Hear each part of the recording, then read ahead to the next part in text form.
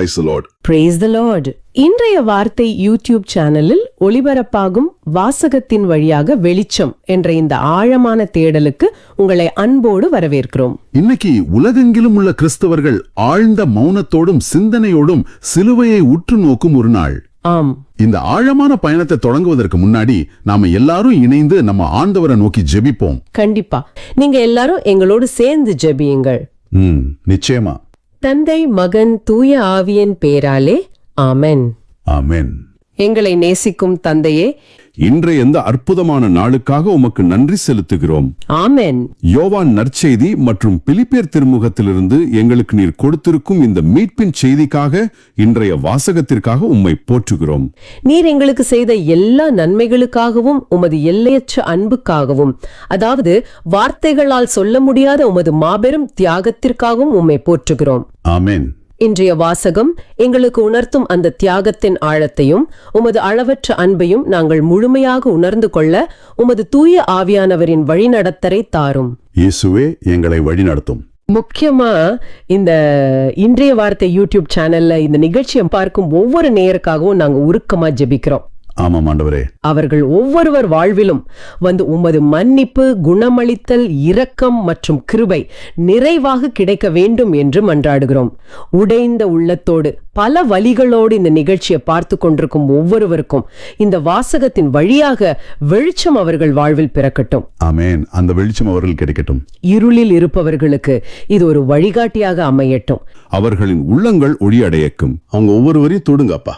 துரோகம் செய்யப்பட்டவர்கள், கைவிடப்பட்டவர்கள் மற்றும் துன்பப்படுபவர்கள் கிறிஸ்துவின் திருப்பாடுகளில் நம்பிக்கையை கண்டடையவும், பலவீனம் அல்லது பாவத்தால் பாரம் சுமப்பவர்கள் கிறிஸ்துவிடம் இரக்கத்தையும் பலத்தையும் பெறவும் வேண்டுகிறோம். விசுவாசிகள் தொடர்ந்து உண்மையுள்ளவர்களாக இருந்து முழு நம்பிக்கையோடு ஆண்டவரை அணுகவும், திரு அவை மீட்பின் ஊற்றாகிய கிறிஸ்துவுக்கு கீழ்ப்படிந்து வாழவும் மன்றாடுகிறோம். எங்களின் இந்த ஊழியத்தின் வழியாக நாங்கள் பகிரும் பாடல்களும் போதனைகளும் மற்றவர்கள் கிறிஸ்துவின் திருப்பாடுகளோடு ஒன்றிக்கவும், அவரது இரக்கத்தின் மீது நம்பிக்கை வைக்கவும், அவரது மீட்பில் விசுவாசத்தோடு வாழவும் ஜெபிக்கிறோம். மற்றும் எங்களிடம் ஜபத் தேவைகளை சொன்ன அனைவருக்காகவும், அவர்களின் நல்ல நோக்கத்திற்கான மன்றாட்டுக்கள் அனைத்தும் விரைவில் நிறைவேறும்படியாகவும் ஜெபிக்கிறோம். ஆமாம் ஆண்டவரே. இந்த மன்றாட்டுக்கள் அனைத்தையும் எங்கள் சகோதரரும் ஆண்டவருமான இயேசு கிறிஸ்துவின் பெயரில் திருமுன் வைக்கிறோம், எங்கள் அன்பு தந்தையே. ஆமேன். ஆமேன். உங்களது ஜபத் தேவைகளை கமெண்ட்லோ அல்லது எங்களோட வாட்ஸ்அப்லயோ தெரிவிங்க. நாங்களும் எங்களது தனிப்பட்ட ஜபத்திலும் ஜெபிக்கிறோம். கண்டிப்பா. இப்ப நாம இன்னைக்கான தேடலுக்குள்ள போலாம். உங்களுக்கு தெரியுமா, நாம எல்லாருமே வாழ்க்கையில ஏதோ ஒரு கட்டத்துல ஒரு பெரிய இருட்டடிப்பை சந்திச்சிருப்போம். இத விளக்க நான் ஒரு சின்ன ஸ்டோரி சொல்ல விரும்புறேன். சொல்லுங்க. அது என்ன ஸ்டோரி? அதாவது, நீங்கள் பல வருஷமா ரொம்ப நேர்மையா உழைச்ச ஒரு அலுவலகம் திடீர்னு உங்க மேல நீங்கள் செய்யாத ஒரு தவறுக்காக ஒரு பெரிய பொய் குற்றச்சாட்டு சுமத்தப்படுது. ஓ, அது ரொம்ப வலியான ஒரு விஷயம் ஆச்சு. ஆமா. நீங்கள் யார ரொம்ப நம்புனீங்களோ அதே மனிதர்கள் உங்களுக்கு எதிராக சாட்சி சொல்றாங்க. வேலையை இழந்து அவமானப்பட்டு உங்க காருக்குள்ள தனியா உட்கார்ந்து ஸ்டீரிங்க பிடிச்சபடி நான் முற்றிலும் தனித்து விடப்பட்டேன், எனக்கு நியாயமே கிடைக்காதான்னு நீங்க கதறி அழுவும் அந்த நொடி. அந்த நேரத்துல உலகமே இருண்டு போன மாதிரி இருக்கும். கண்டிப்பா. அப்போ அந்த நபர் தற்செயலா ஒரு ஆலயத்துக்குள்ள போறாரு. அங்கே சிலுவையில் அறையப்பட்டிருந்த ஆண்டவரை பாக்குறாரு.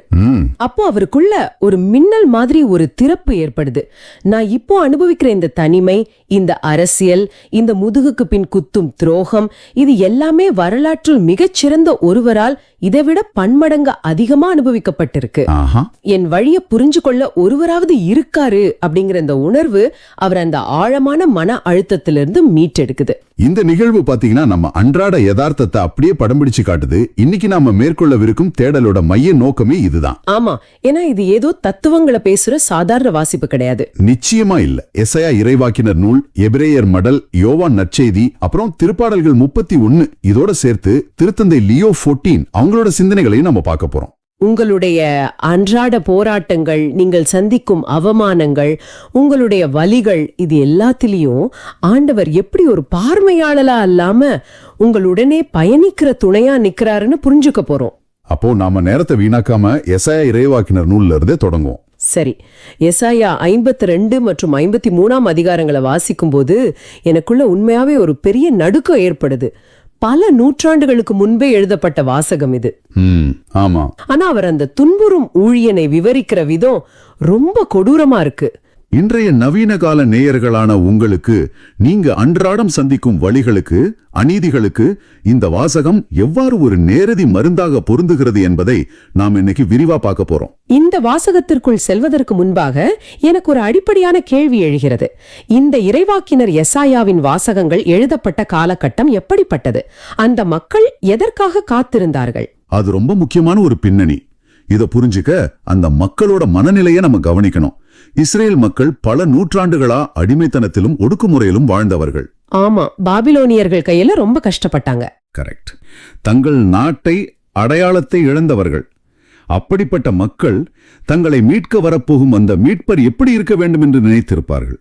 கண்டிப்பா ஒரு பெரிய அரசன் மாதிரி வருவார்னு எதிர்பார்த்திருப்பாங்க. அதான், கையில் வாளேந்தி குதிரை மீது அமர்ந்து தங்கள் எதிரிகளை எல்லாம் இரத்தக்களரியாக்கி தங்களை விடுவிக்க வேண்டும் என்றுதான் கனவு கண்டார்கள். ஒரு போர் வீரனை எதிர்பார்த்தாங்க. ஆனா எசாயா காட்டும் ஊழியர் முற்றிலும் வேற மாதிரி இருக்காரு. ஆமா, அதுதான் ஆண்டவரின் திட்டம். வாளுக்கு பதிலாக மௌனத்தையும் மகுடத்திற்கு பதிலாக அவமானத்தையும் சுமக்கும் ஒரு ஊழியரைத்தான் ஆண்டவர் முன்வைக்கிறார். அவங்க எதிர்பார்ப்புகளை எல்லாம் இது சுக்குநூறாக உடைக்கிறது. அதுதான் இங்க மிகப்பெரிய முரண்பாடான் இருக்கிறது. நான் 52 அதிகாரம் 13வது வசனத்தை வாசிக்கிறேன். இதோ என் ஊழியர் சிறப்படைவார், அவர் மேன்மைப்படுத்தப்பட்டு உயர்த்தப்பட்டு பெரும் மாட்சி பெறுவார். இதை கேட்கும் போது சரி, மக்கள் எதிர்பார்த்த அந்த மாபெரும் அரசன் வந்துவிட்டான் என்றுதான் நினைக்க தோன்றும். ஆனா அடுத்த வசனத்திலேயே நிலைமை தலைகீழாக மாறிடுது. எப்படி மாறுது? அவரை கண்ட பலர் திகைப்புற்றனர். அவரது தோற்றம் பெரும் உருக்குலைந்ததால் மனித சாயலே அவரிடம் இல்லாதிருந்தது. மானிட உருவமே அவரிடம் இல்லை என்று அந்த வாசகம் தொடர்கிறது. ரொம்ப ஆழமான வார்த்தைகள். அது மட்டும் இல்ல, 53வது அதிகாரத்துல அவர் இளந்தளிர் போலும் வறண்ட நிலத்தில் வேர் போலும் ஆண்டவர் முன்னிலையில் வளர்ந்தார். நாம் பார்ப்பதற்கேற்ற அமைப்போ அவருக்கு இல்லை, மனிதரால் புறக்கணிக்கப்பட்டார் என்று வாசிக்கிறோம். எனக்கு இது சுத்தமா புரியல. ஏன், என்ன சந்தேகம்? மேன்மைப்படுத்தப்படுவார் அப்படின்னு சொல்லிட்டு ஏன் இப்படி ஒரு பரிதாபகரமான அழகற்ற தோற்றத்தை ஆண்டவர் தேர்ந்தெடுக்க வேண்டும்? இதுதான் ஆண்டவரின் செயல்பாடுகளில் உள்ள மிக ஆழமான முரண்பாடு. மனித சமூகத்தின் அதிகார கட்டமைப்புகள் எப்போதுமே கவர்ச்சியையும் வலிமையையும் தான் அடிப்படையாக கொண்டிருக்கிறன. உண்மைதான், நம்ம வெளி தோற்றத்துக்கு அதிக முக்கியத்துவம் கொடுக்கிறோம். ஆனா 52ஆம் அதிகாரம் 15ஆம் வசனத்தை பாருங்க. அரசர்கள் அவரை முன்னிட்டு வாய்ப்புத்தி நிற்பார்கள், ஏனெனில் இது மனித சிந்தனைக்கு அப்பாற்பட்டது. அரசர்கள் ஏன் வாய்ப்புத்தி நிற்கிறார்கள்? ஏன், அவங்க எதிர்பார்க்காத ஒரு அதிகாரமா இது? ஆமா, அவங்க இதுவரை கண்ட அதிகாரம் வன்முறையாலோ ஆடம்பரத்தாலும் பெறப்பட்டது. ஆனா ஆண்டவரின் அளவுகோல் முற்றிலும் வேறுபட்டது. ஒடுக்கப்பட்டவர்களோடு தன்னை இணைத்துக் கொள்வதில் தான் உண்மையான அதிகாரம் இருக்கு. அந்த வறண்ட நிலத்துல வேர் அப்படிங்கிற வார்த்தை கூட ரொம்ப விசித்திரமா இருக்கு. அது மிக நுட்பமானது. செழிப்பான ஒரு தோட்டத்துல வளரும் செடியை பார்த்து யாரும் ஆச்சரியப்பட மாட்டார்கள்.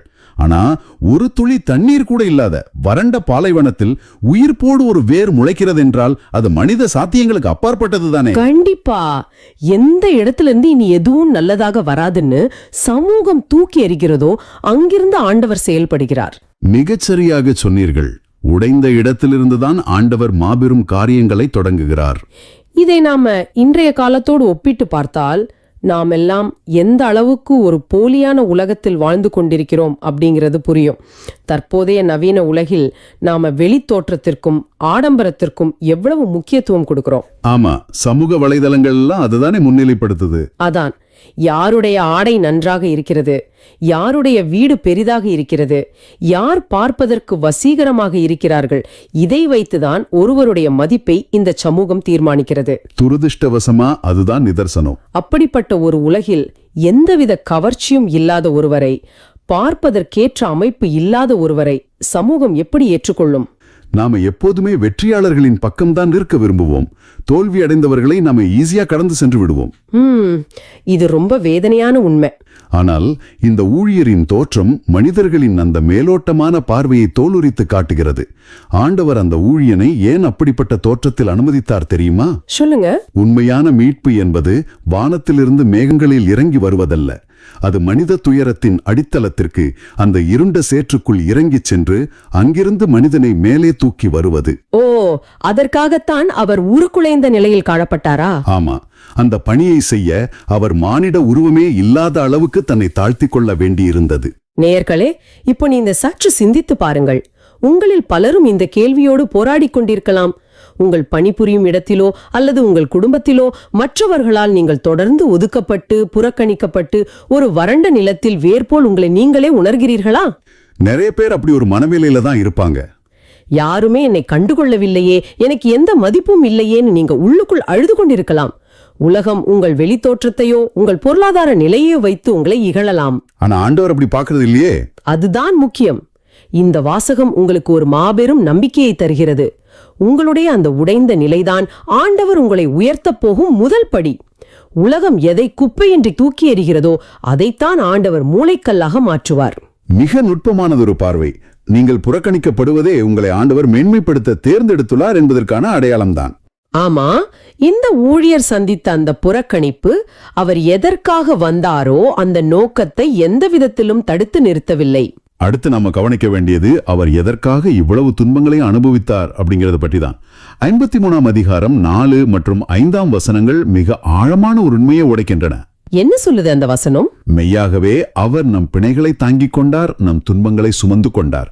அவர் அனுபவித்த அந்த உருக்குலைந்த நிலை அவருடைய சொந்த பாவங்களுக்காகவோ தவறுகளுக்காகவோ வந்ததல்ல.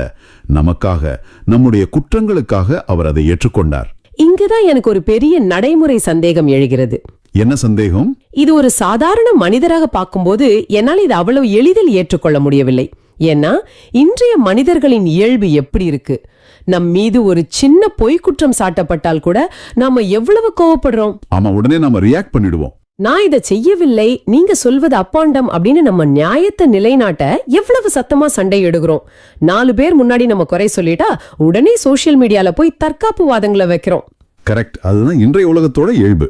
ஆனா இந்த வாசகத்துல அந்த ஊழியர் அடிப்பதற்கு இழுத்து செல்லப்பட்ட ஆடு போலவும் உரோமம் கத்திரிப்போர் முன்னிலையில் கத்தாத செம்மறி போலவும் தம் வாயை திறவாதிருந்தார்.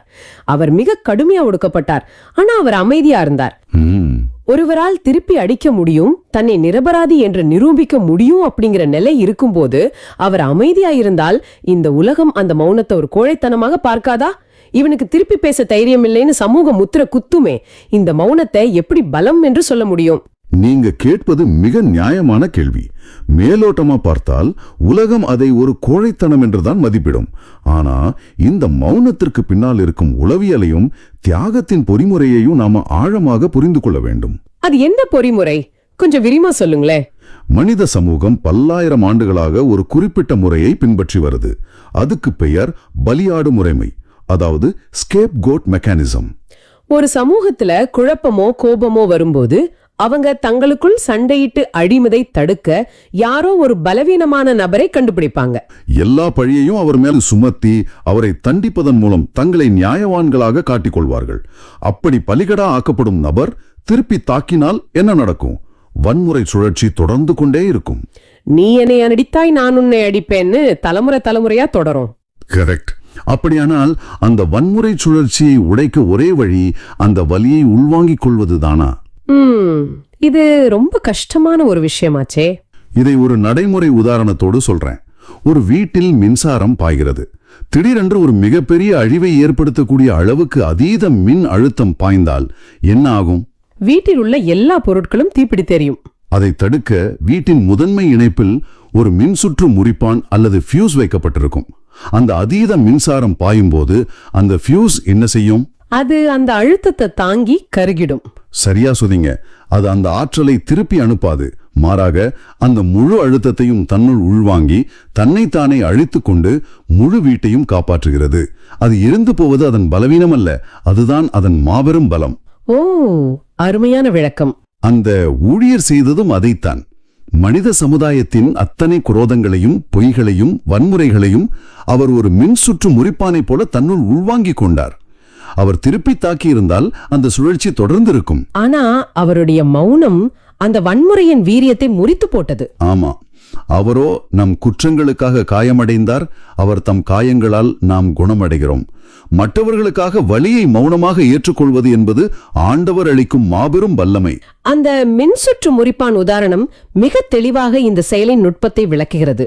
நேயர்களே, இதை நீங்க உங்க வாழ்க்கையோடு பொருத்தி பாருங்க. கண்டிப்பா எல்லார் வாழ்விலும் இது நடக்கும். நீங்களும் உங்கள் குடும்பத்திலேயோ அல்லது உங்கள் பணியிடத்திலேயோ யாருடைய நன்மைக்காகவோ பல தவறான விமர்சனங்களையும் பொய் குற்றச்சாட்டுகளையும் மௌனமாக தாங்கிக் கொண்டிருக்கலாம். எதற்காக நான் மட்டும் பொறுத்து போக வேண்டும்னு உங்களுக்கு தோன்றலாம்.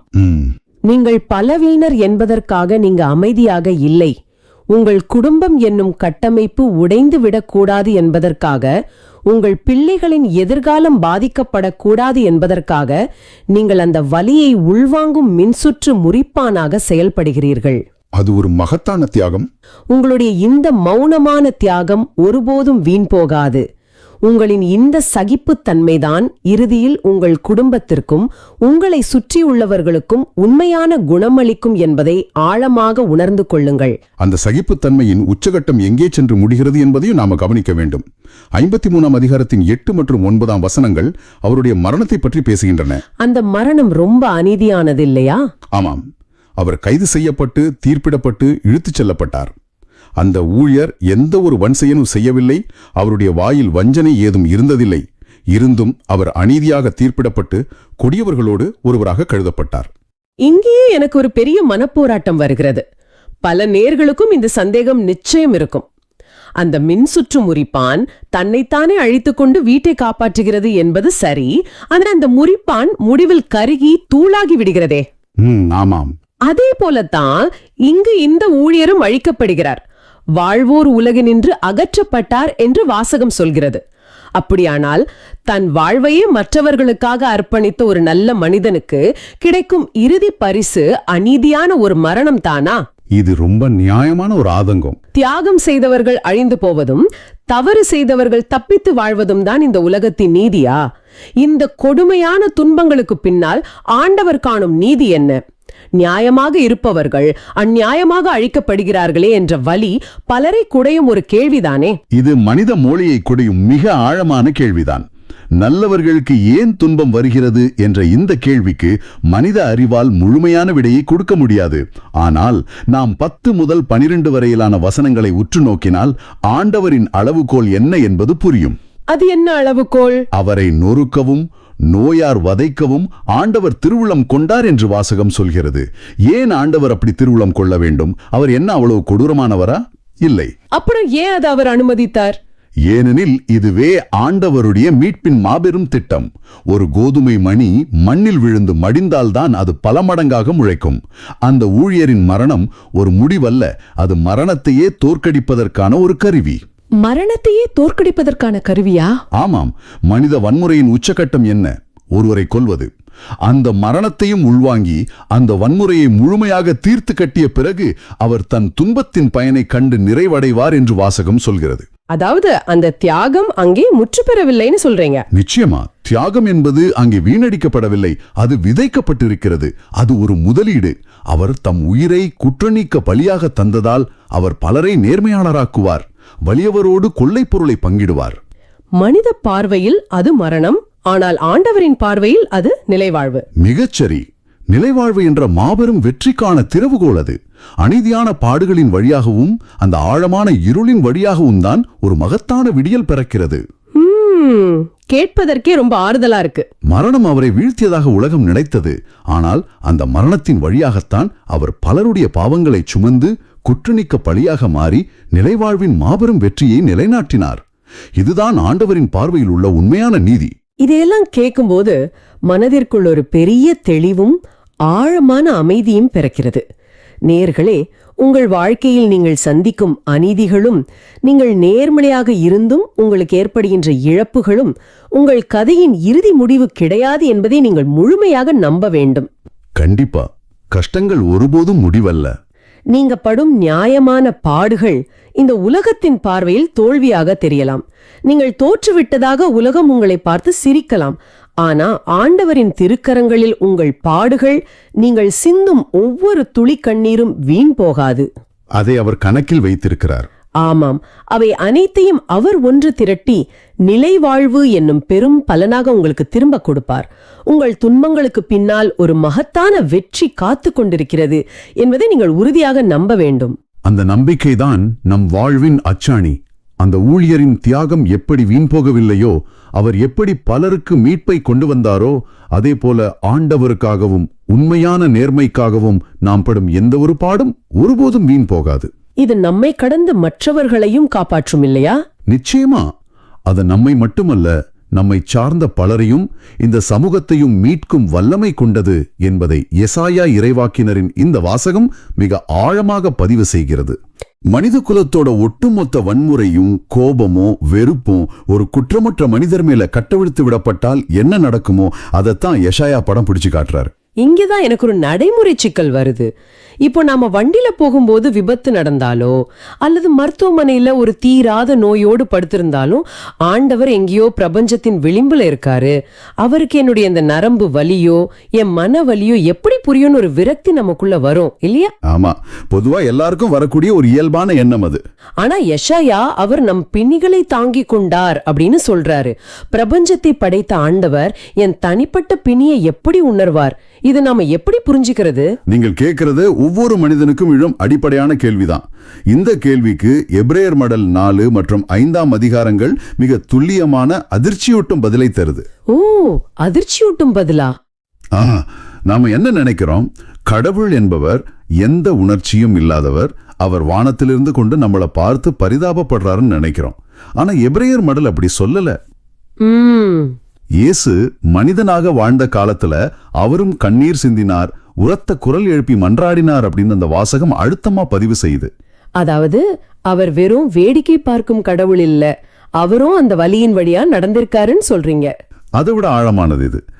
பண்டைய யூத மரபுல பாத்தீங்கன்னா தலைமை குரு அப்படிங்கிறவரு சாதாரண மக்களுக்கும் ஆண்டவருக்கும் இடையிலான ஒரு பாலமா இருப்பாரு. அதாவது மக்கள் ஆண்டவரை நேரடியா அணுக முடியாதுங்கிற அந்த ஒரு பயம் இருந்த காலம் அது. கரெக்ட். அதனால இந்த தலைமை குரு தான் மக்களோட பாவங்களையும் வலிகளையும் சுமந்துகிட்டு ஆண்டவரோட திருமுன் போவாரு. ஆனா எபிரேயர் திருமுகத்தோட ஆசிரியர் இந்த ஒட்டுமொத்த வரைபடத்தையே இங்க மாத்தி அமைக்கிறார். எப்படி மாத்துறாரு? வானங்களை கடந்து சென்ற ஆண்டவரின் மகனான இயேசுவையே நமது தனிப்பெரும் தலைமை குருவாங்க அவர் முன்னாடி கொண்டு வராரு. அந்த இடத்துலதான் இந்த வாசகம் நம்மள ரொம்ப ஆழமா சிந்திக்க வைக்குது. எபிரேயர் 4 அதிகாரம் 15வது வசனத்தை பாருங்களேன். சொல்லுங்க. நம்முடைய வலுவின்மையை கண்டு இரக்கம் காட்ட இயலாதவர் அல்ல, மாறாக எல்லா வகையிலும் நம்மை போலவே சோதிக்கப்பட்டவர், ஆனால் பாவம் செய்யாதவர் அப்படின்னு இருக்கு. ஆமா. இத வாசிக்கும் போது எனக்கு நிதர்சனமா ஒரு ஒப்பீடு தோணுது. இப்போ ஒரு மருத்துவர் எடுத்துக்குவோம். ஓகே. அவர் ஒரு மிக கொடிய நோயை பத்தி மருத்துவ புத்தகங்கள்ல பல வருஷம் படிச்சு ஆராய்ச்சி செஞ்சு ஒரு சிகிச்சை அளிக்கிறாரு. அவர் ரொம்ப திறமையானவர் தான், அதுல எந்த சந்தேகமும் இல்ல. கண்டிப்பா அவர் படிச்சிருக்கிறாரு. ஆனா அதே கொடிய நோயால நேரடியாக பாதிக்கப்பட்டு அந்த மரண வலியோட விளிம்பு வரைக்கும் போய் அந்த வேதனையின் ஒவ்வொரு நொடியும் தன் உடம்புல அனுபவிச்சு அதுல இருந்து மீண்டு இப்போ அதே நோயால பாதிக்கப்பட்டவங்களுக்கு சிகிச்சை அளிக்கிற இன்னொரு மருத்துவர் இருக்காருன்னு வைக்கும். ஆஹா, இது ரொம்ப அருமையான ஒரு ஒப்பீடு. நீங்க ஒரு நோயாளியா அந்த 2வது மருத்துவர்கிட்ட கிடைக்கிற அந்த ஒரு ஆறுதலும், இவருக்கு என் வலி புரியும் அப்படிங்கிற அந்த உளவியல் ரீதியான நம்பிக்கையும் முதல் மருத்துவர்கிட்ட நிச்சயமா கிடைக்காது. கிடைக்கவே கிடைக்காது. ஏன்னா அந்த 2வது மருத்துவருக்கு அந்த நோயோட வலி வெறும் புத்தக அறிவு கிடையாது, அது அவரோட சொந்த அனுபவம். எக்ஸாக்ட்லி. இயேசு இந்த 2வது மருத்துவர் மாதிரி தான். அந்த ஒப்பீடு இந்த தலைமை குருவோட தன்மையை ரொம்ப அழகா படம் பிடிச்சு காட்டுது. தூரத்துல உட்கார்ந்துகிட்டு நீ இப்படிதான் வாழணும் அப்படின்னு வெறும் சட்டங்களை மட்டும் போதிக்கிற ஒரு கடவுளா அவர் தன்னை இங்க வெளிப்படுத்தல. ஆமா, அது ரொம்ப முக்கியமான பாயிண்ட். இப்போ நீங்க இந்த நிகழ்ச்சியை பார்த்துட்டு இருக்கலாம்.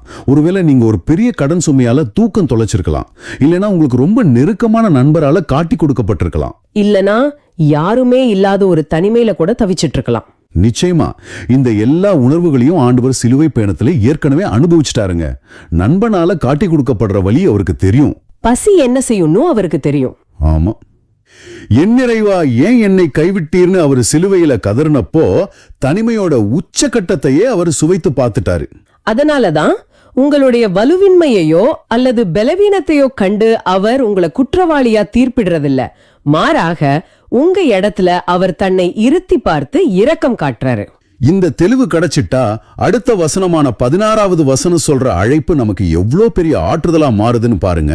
அதாவது, எனவே நாம் இரக்கத்தை பெறவும் ஏற்ற வேளையில் உதவி செய்யும் அருளை கண்டடையவும் அருள் நிறைந்த இறை அரியணையை துணிவுடன் அணுகிச் செல்வோமாக அப்படிங்கிற வசனம் தானே? ஆமா, அதேதான். இங்கே இந்த துணிவுடன் அப்படிங்கிற வார்த்தைக்கு பின்னாடி ஒரு பெரிய வரலாற்று மற்றும் மொழி பின்னணி இருக்கு. ஓ, அப்படியா? நான் கூட இந்த மூல மொழியை ஆய்வு செஞ்சப்போ ஒரு ரொம்ப சுவாரஸ்யமான வார்த்தையை பார்த்தேன். கிரேக்க மொழியில இந்த இடத்துக்கு பயன்படுத்தப்பட்ட வார்த்தை பார்ஹேஷியா. கரெக்ட், பார்ஹேஷியா. இதோட அர்த்தம் வெறும் தைரியம்னு மட்டும் சுருக்கிட முடியாது. எதையும் மறைக்காம அச்சமின்றி முழு உரிமையோடு பேசுதல் அப்படிங்கறது தான் இதுக்கான உண்மையான பொருள். இது சாதாரணமான ஒரு விஷயம் கிடையாதுங்க. பண்டைய காலங்கள்ல ஒரு அரசனோட அரியணைக்கு முன்னாடி போறது அப்படிங்கறது உயிரை பணயம் வைக்கிற ஒரு செயல். ஆமா, அரசன் கூப்பிடாம அங்க போனா மரண தண்டனை கூட கிடைக்கும்ல. நிச்சயமா. ஆனா இங்க நாம அழைக்கப்பட்டிருக்கிறது தண்டனை வழங்குற அரியணைக்கு இல்ல, அது அருள் நிறைந்த இறை அரியணை. அந்த பார்ஹேசியா அப்படிங்கிற வார்த்தையோட தாக்கம் இன்னைக்கு நமக்கு ரொம்ப அவசியமானது.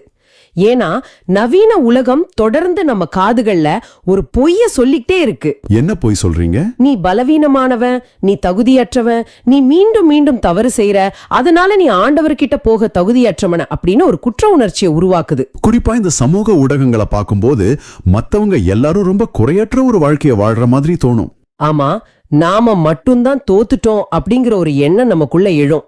இந்த தகுதியற்ற மனப்பான்மையால தான் நம்ம பல நேரங்கள்ல ஆண்டவரை விட்டு விலகி ஓடுறோம். ஆமா. ஆனா எபிரேயர் வாசகம் நமக்கு சொல்ற ஆழமான உண்மை என்னன்னா, நீங்க எப்போ உங்களை தகுதியற்றவங்கன்னு முழுமையா உணர்றீங்களோ அப்போதான் அந்த அருளும் இரக்கமும் உங்களுக்கு அதிகமா தேவைப்படுது.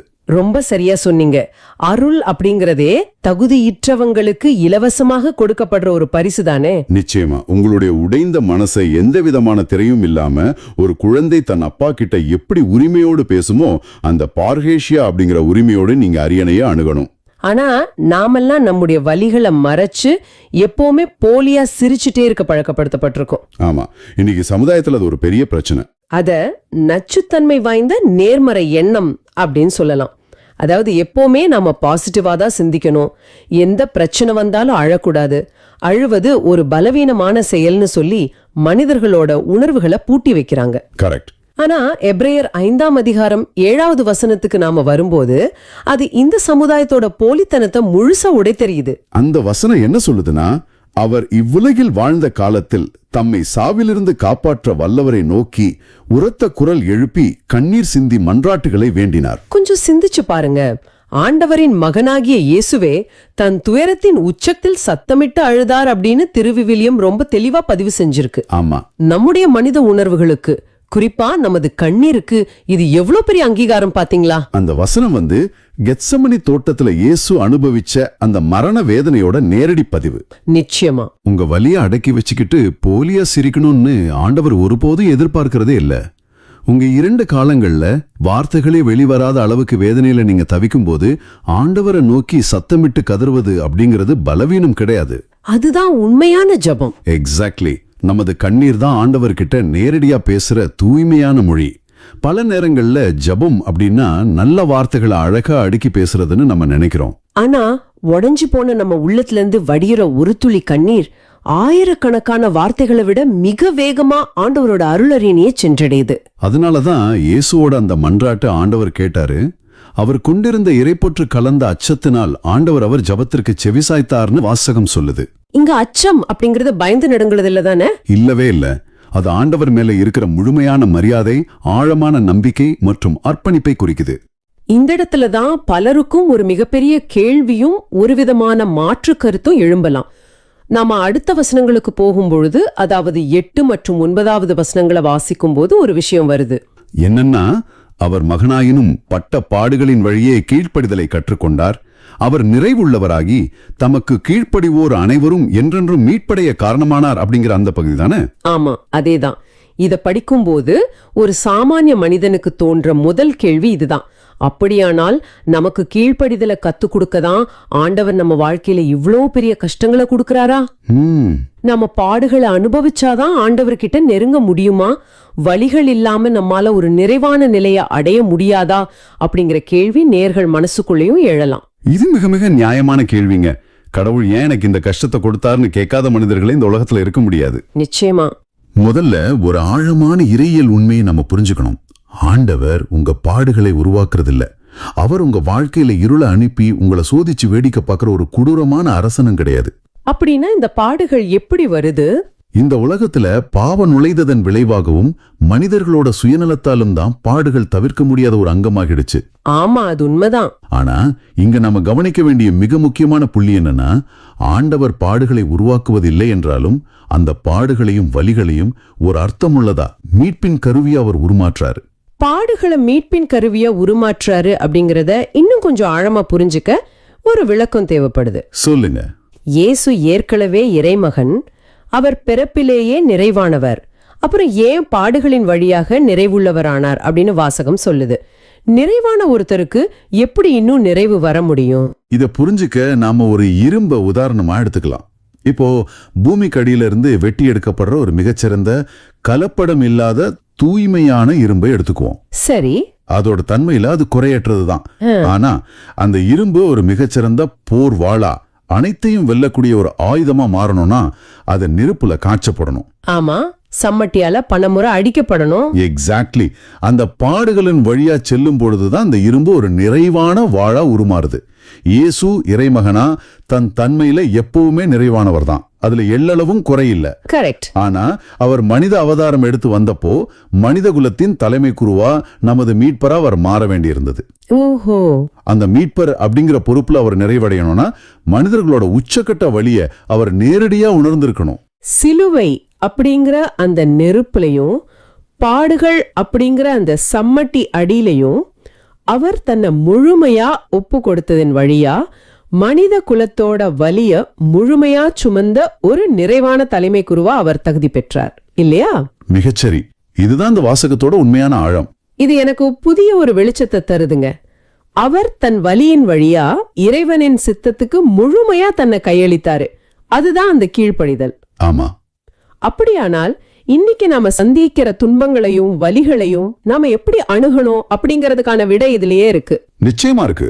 நாம அடையிற துன்பங்களை வீணாக்காம, ஆண்டவரே இந்த வலி ஏன் எனக்கு வந்ததுன்னு எனக்கு தெரியல, இது எனக்கு நியாயமற்றதா தெரியுது, ஆனா என் தலைமை குருவாகிய நீர் இதை கடந்து சென்றிருக்கிறீர், அதனால இந்த வலிய நான் உம்மிடம் முழுமையா ஒப்பு கொடுக்கிறேன்னு நம்ம சொல்லும்போது நம்முடைய அந்த வலியும் கூட வீண் போறதில்லை. கரெக்ட். அது நமக்கும் மற்றவங்களுக்கும் ஒரு மீட்பின் பாதையா, ஒரு நிலை வாழ்வுக்கான பாதையா மாறுது. இதை விட ஒரு பெரிய ஆற்றுதல் இருக்கவே முடியாதுங்க. சிலுவை மரணம் அப்படிங்கிறதே மனிதர்கள் இயேசுவுக்கு அளிச்ச ஒரு அநீதியான கொடூரமான தண்டனை. ஆனா ஆண்டவர் அந்த சிலுவை மரணத்தை ஒட்டுமொத்த உலக மீட்பின் கருவியா மாத்தினாரு. ஆமா, அவர் பட்ட பாடுகள் மனித குலத்திற்கு நிலை வாழ்வை கொண்டு வந்தது. அதே போல உங்க வாழ்க்கையில இன்னைக்கு நீங்க சந்திக்கிற அநீதிகளும் பாடுகளும் ஒரு முற்றுப்புள்ளி கிடையாது. உங்களோடு கரம் கோர்த்து நடக்க உங்க வலிய முழுமையா உணர்ந்த ஒரு தலைமை குரு இருக்கிறாரு அப்படிங்கறத நீங்க உணரணும். கடவுள் என் வலியை அறிவார் அப்படிங்கறத விட என் வலியை அவர் அனுபவித்தார் அப்படிங்கிறது தான் இங்க ரொம்ப முக்கியம். உண்மைதான். சரி, இப்போ இந்த வலியின் உச்சகட்டமான அந்த சிலுவை பயணத்துக்கு வருவோம். யோவான் நற்செய்தி 18 மற்றும் 19 அதிகாரங்கள்ல இந்த காட்டி கொடுக்கப்படுதல் மிக தத்ரூபமா விவரிக்கப்படுது. ஆமா, அந்த வாசகங்கள் நம்மள அப்படியே அந்த இடத்துக்கே கூட்டிட்டு போடும். யோவான் 18வது அதிகாரத்தோட ஆரம்பத்துல இயேசு தன்னோட சீடர்களோடு கெதிரோன் நீரோடைய கடந்து ஒரு தோட்டத்துக்குள்ள போறாரு. யூதாஸ் அங்க வரான். ஆமா, யூதாஸ் படை வீரர்களை கூட்டிட்டு வர்றான். அப்போ இயேசு முன்னாடி போய் நான் தான் அப்படின்னு சொன்ன உடனே அந்த படை வீரர்கள் அப்படியே பின்வாங்கி தரையில விழுகிறாங்க. சரி. அதை தொடர்ந்து பேதுரு உடனே தன்னோட வாளை எடுத்து மால்குஸ் அப்படிங்கிறவரோட வலது காதை வெட்டுறாரு. ஆமாம். ஆனா இயேசு அவரை தடுத்து, தந்தை எனக்கு அளித்த கிண்ணத்திலிருந்து நான் குடிக்காமல் இருப்பேனோ அப்படின்னு சொல்றாரு. பிராக்டிக்கலா பார்த்தா பேதுரு தற்காப்புக்காக வாழ எடுத்தது தானே சரின்னு தோணுது. பாத்தீங்கன்னா நிறைய பேர் இப்படிதான் நினைக்கிறாங்க. பின்ன இயேசுவோட இந்த செயல் அப்படியே ஈஸியா சரணடைற மாதிரி இல்லையா?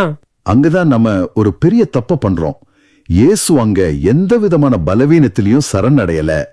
இத நாம ரொம்ப ஆழமா புரிஞ்சுக்கணும். ஓ அப்படியா? ஆமா, திருவிவிலியம் எழுதப்பட்ட மூல மொழியில, குறிப்பா கிரேக்க மொழியில இயேசு சொன்ன அந்த வார்த்தை எகோ எய்மி, எகோ ஏமி, அதாவது நான் தான். இது வெறும் ஒரு சாதாரண அடையாளம் காட்டுற வார்த்தை கிடையாது. பழைய ஏற்பாட்டுல எரிய முட்புதர்ல மோசையிடம் ஆண்டவர் தன்னை வெளிப்படுத்தின அதே தெய்வீக பெயர் இது. வாவ்! அப்போ அவர் நான் தான், நீங்க தேடி வந்த இயேசுன்னு மட்டும் சொல்லல. இல்ல, ஒட்டுமொத்த பிரபஞ்சத்தையும் படைத்த ஆண்டவரோட வல்லமை அங்க வெளிப்படுத்துறாரு.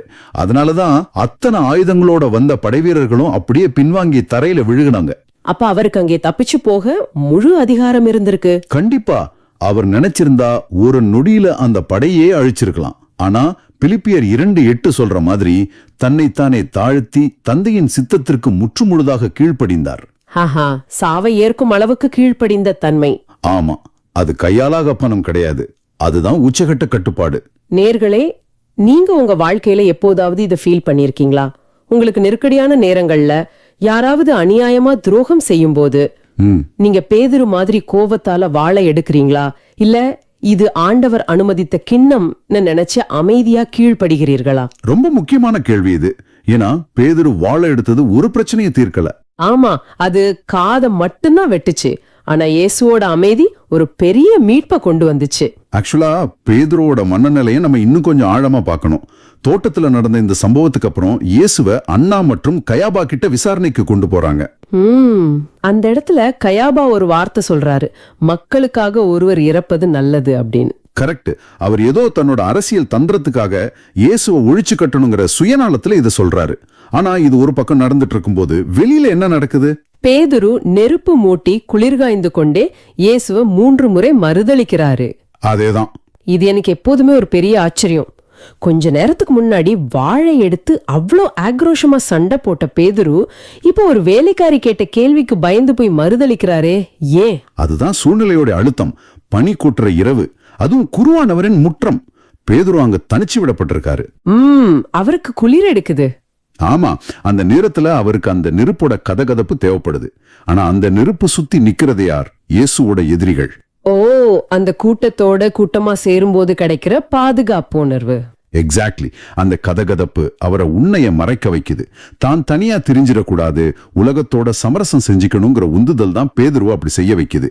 நேயர்களே, இது நம்ம இன்றைய சமுதாயத்தோட எவ்வளவு அழகா பொருந்தி போகுது பாத்தீங்களா? கண்டிப்பா. நாமும் பல நேரங்களில் நம்மை சுற்றியுள்ள கூட்டத்தோடு ஒத்துப்போக உண்மையை மறைக்கிறோம் அல்லவா? உங்க நண்பர்கள் வட்டத்துல எல்லாரும் ஒரு தவறான விஷயத்த பேசும்போது நீங்க தனித்து நின்னு உண்மையை சொல்ல பயந்திருக்கீங்களா? அந்த பெரும்பான்மை கூட்டத்தோட கதகதப்புக்காக உண்மையை அடகு வச்சிருக்கோம். ஆமா, இந்த உண்மை மறுதலிக்கிற குணம் உலக அதிகாரத்தோட உச்சத்துல இருந்த பிலாத்து கிட்டையும் வெளிப்படுது. ரொம்ப சரியான பாயிண்ட். பிலாத்து இயேசுவை விசாரிக்கும் போது உண்மைனா என்ன அப்படின்னு கேக்குறான். ஆமா, உண்மையின் சொரூபமே அவனுக்கு முன்னாடி நின்னுட்டு இருக்கு. இயேசு தன்னோட அரசு இவ்வுலகை சேர்ந்தது அல்லன்னு ரொம்ப தெளிவா விளக்குறாரு. ஆனாலும் பிலாத்து என்ன பண்றான்? எந்த அரசியல் சார்பும் எடுக்காம வாசகத்தை பார்த்தா அதிகாரத்தை தக்க வைக்க மனிதர்கள் எப்படி பரபாசி என்ற குற்றவாளியை தேர்ந்தெடுத்து ஆண்டவரை நிராகரிக்கிறார்கள் என்பது புரியும். பிலாத்துக்கு தெரியும் இயேசு எந்த தப்பும் செய்யலன்னு. ஆனா பரபாச விடுதலை செய்ய மக்கள் கேட்கிறாங்க, அவனு விட்டுடுறான். இது மிக ஆழமான முரண்பாடு. உலகத்தின் அங்கீகாரத்துக்காக உண்மையை மறுதலிக்கிறது. உங்களை சுற்றி இருப்பவர்கள் தவறான வழியில் செல்லும் போது நீங்களும் அவங்களோட சேர்ந்து குளிர்காய்ந்து கொண்டு உண்மையை மறுதலிக்கிறீர்களா? ஆமா, அல்லது உலகத்தின் அங்கீகாரத்தை விட ஆண்டவரின் உண்மையின் பக்கம் நிற்க தயாராக இருக்கிறீர்களா? இதுதான் நாம யோசிக்கணும். உண்மைதான். இப்படி உண்மைய நிராகரிச்சதுக்கு அப்புறம் அவமானம் ஆரம்பமாகுது. யோவான் 19ஆம் அதிகாரத்துல இயேசுவுக்கு முள்முடி சூட்டி செந்நிற ஆடை அணிவிச்சு கேலி பண்றாங்க. பிலாத்து அவரை வெளியே கொண்டு வந்து இதோ மனிதன் அப்படின்னு சொல்றான். தலைமை குருக்களோ எங்களுக்கு சீசரை தவிர வேறு அரசர் இல்லைன்னு சொல்றாங்க. ஆமா, முள்முடியும் செந்நிற ஆடையும் கேலிக்காக அணிவிக்கப்பட்டாலும் உண்மையிலே அவர்தான் அரசர். அதுதான் எனக்கும் வியப்பா இருக்கு. அந்த உச்சக்கட்ட வழியிலும் சிலுவை சுமந்து கொல்கொதா போறாரு. அங்க ஒரு குற்ற அறிக்கை வைக்கப்படுது, நாசரேத்து இயேசு யூதர்களின் அரசர் அப்படின்னு. அதுவும் 3 மொழியில் எழுதப்பட்டிருக்கு. எபிரேய, இலத்தீன், கிரேக்க மொழிகள்ல. இந்த 3 மொழிகளுக்கு அப்படி என்ன ஸ்பெஷல்? அன்னைக்கு மக்கள் பேசின மொழிகளுங்கிறதுக்காக அதை எழுதினாங்களா? பாத்தீங்கன்னா இதுக்குள்ள ரொம்ப ஆழமான அர்த்தம் இருக்கு. எபிரேயம் அப்படிங்கிறது அன்னைக்கு மதத்தின் மொழி. இலத்தீன் என்பது ரோம பேரரசின் அதிகாரம் மற்றும் சட்டத்தின் மொழி. ஓ, அப்போ கிரேக்கம் என்பது தத்துவம் மற்றும் உலகளாவிய அறிவின் மொழி.